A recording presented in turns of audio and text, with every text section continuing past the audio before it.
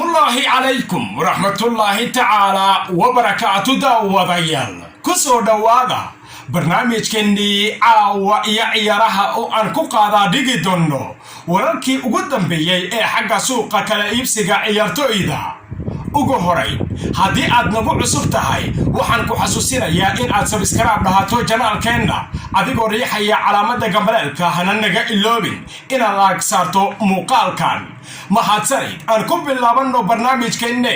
kooxda Manchester United waqti xaadirka kan waxay caalamka ka raadsanaysaa laacibka qadka dhexe ugu ciyaara kooxda Bournemouth ee lagu magacaabo David Brooke kaasi oo 23 jir ah waxaana ay doonayaan in ay ku buuxsadaan booska laacibka madax xanuunka ku riday kooxda ka dhisan Old Trafford ee Jadon Sancho jawi jahwareer ah ayuuna geliyay Manchester United sidaasi oo ay tahay Ole Gunnar Solskjaer wuxuu la yimid karta cusub oo noqonaysa sidii uu ku heli lahaa David Brooke halka kooxda Arsenal iyadana si weyn ay u rajaynayso in 22 milyan ay ku soo gabagabayso ololaha baaxadda weyn oo ay ku doonaysaba Gabriel Magalhaes 22 jirkan Red Brazil ayaa sidoo kale waxa raadinaya kooxaha Manchester United iyo Napoli sidaasi oo ay tahayna Arsenal ayaa si weyn loogu saadaalinaya in sida ugu dhaqsiyaha badan ay u dhameystiraan wax waliba oo ku qotama difaacani kooxda Lille maadaama kooxda ka dhisan waqooyiga London ay xiriir wacan la leedahay Arsenal Chelsea iyadana waxay ku dhowdahay in ay dhameystirto saxiixa Kai Havertz oo 22 jir ah ayay kooxda ka dhisan galbeedka London waxay si weyn u qudaraynaysaa in ay soo gabagabayso heshiiskiisa 7 maalin ee nagu soo foodare waana wax dhanka seetaba riyaa gelinaya jamaahiirta Chelsea oo kooxdooda horeyba ay ula soo saxiixatay laacibka lagu magacaabo Timo Werner iyo waliba Hakim Ziyech wuxuuna u noqon doonaa saxiix kale oo Chelsea ay ku guuleysan doonto isla suuqan sidaasi oo ay tahay macallin Frank Lampard ayaa caalamkan wuxuu ka barbaaranayaa sidii uu ku heli lahaa qad dhexe oo dhan kasteetaba dhammaystiran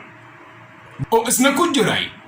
qaab ciyaareedkiisii ugu wacnaa ee kooxda Juventus xilli ciyaareedkii dhawaan soo idlaaday ayaa waxay wararka sheegayaan in waqti xaadirka kan iyo wixii ka dambeeyaba uusan qayb ka ahayn qorshaha Juventus ee xagayga soo aadan kooxda haysata horyaalka Serie A Talyaaniga ayaana waxa ay doonaysaa in ay ku badashtaan laacibka kooxda Manchester United ee Paul Pogba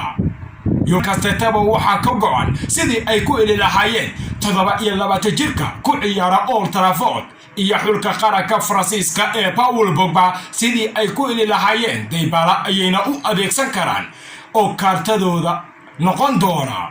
halka United iyadana sidoo kale badalka Jadon Sancho ay ka fiirsanayso in ay u dhaqaaqdaba 29 jirka kooxda Bianconeri ee Douglas Costa laacibka Red Brazil waxa lagu tilmaamaa inuu yahay mid kamida ciyaartooyda ugu farsamada iyo xawaaraha badan marka la eegaba qaaradda Yurub sidaasi oo ay tahayna kooxda Manchester United waxa ay doonaysaa in ay heshaba badalkiisa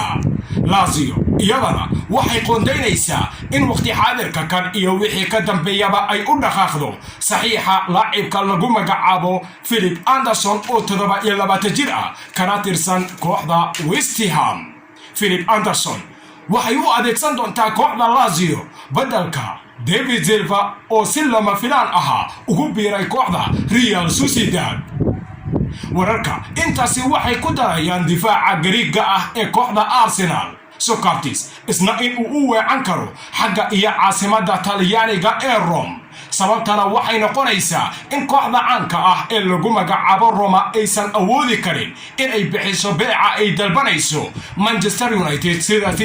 sidaasi darteed waa macquul in ay u dhaqaaqdo Socrates Roma si difaaceeda ay ugu xoojisato kooxda caanka ah ee lagu magacaabo Manchester United iyadana waxay wararka sheegayaan in waqti xaadirka kan iyo wixii ka dambeeya laga qaadan karaba gurhayaha labaad ee kooxdooda Sergio Romero waxaana si weyn u wada xiiseynaya kooxaha kala ah Leeds iyo waliba Everton si lamida Chelsea Manchester City dhankeedana waxay qoondaynaysaa sidii ay ku heli lahayd beddelka mustaqbalka gaaban ee Sergio Kun Aguero, waxaana ay u calaameedsadeen laacibka ay ka dabaruclaynaysay muddooyinkii ugu dambeeyey kooxda Barcelona ee Lautaro Martinez waxaa qabtay indhaha kooxaha ugu waaweyn qaaradda Yurub, sidaasi oo ay tahay kooxda sida la yaab kale ay ugu soo reebtay tartanka Champions League. naadiga Lyon ayaa waqti xadirka kan waxay yoolkeeda ay u gudisay sidii ay ku heli lahayd Lautaro Martinez oo ka mid ah ciyaartooyda ugu farsamada iyo gooladinta wanaagsan qaaradda Yurub kana tirsan kooxda Nerazzurri. inkaya 10 sannadood ka hor Barcelona waxay ahayd koox si weyn looga boqo marka la eegaba caalamkan. hadda oo la joogo 2020 waxay noqotay koox dayac u joog ah ooba u baahanba in ay samayso isbeddel aad u weyn. Barcelona ma waxaa ka qaldana macallinkooda Kiksatia ama maamulka ayaaba xaalkooda uu yahay mid qashay labanay ah. in maamulka ay ka talana waxaaba ku cadaynaysa in laacibkii da'aada yara ee Arturo Melo ay ku badashteen laacib da'aada ay ka daba imaanayso kaasi oo noqonaya Miralem Pjanic, waana waxa lagu eedaynayo maamulka kooxda Barcelona.